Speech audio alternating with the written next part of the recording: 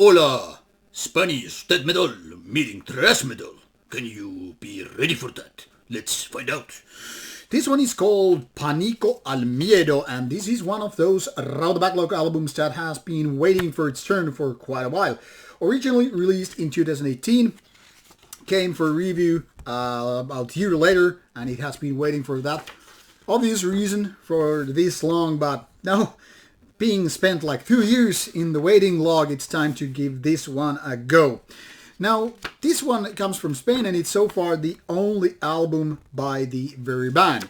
It's mostly leaning to death metal, but there's definitely some kind of a stronger thrash metal presence, and one could say it's a death thrash or death metal with thrash parts. Now, production-wise, this album is pretty kick-ass. I mean, it definitely salutes you with some great guitar tunes, strong drumming, and all that stuff. Even the vocals, which are mostly kind of a growlier type, but more like in a grunting way, I guess, rather than pure death metal growling, are quite strong, but let's be honest about it, they are a little bit too monotone. So when this album runs for more than 50 minutes and you kind of get bored to it, it's not because of the energy or the passion, but more about being way too monotone. It's not a big deal, but it's one of those things which could be a lot better. Now, this band started in 2012 and hasn't really been that active since 2018. I mean, there's a split and a single in 2019, but nothing after that really, especially album-wise, and nothing but one EP before that.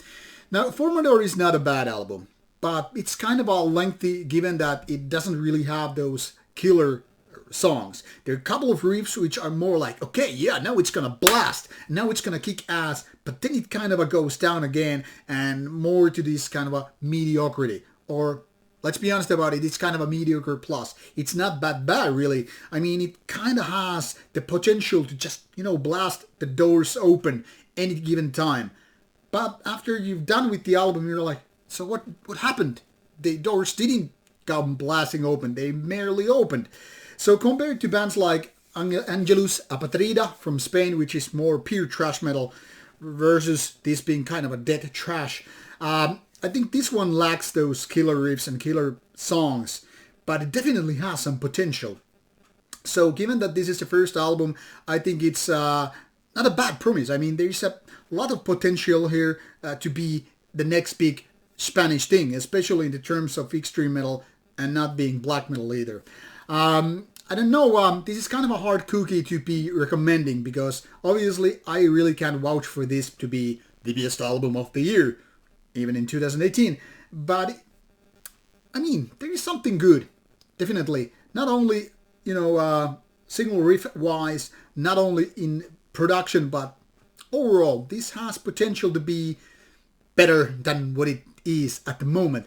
But obviously, if this is your cup of tea, give it a listen, and if not, well, move on and let's wait for the Another's Return by Pánico Al Miedo. Thanks for watching, muchas gracias, and take care.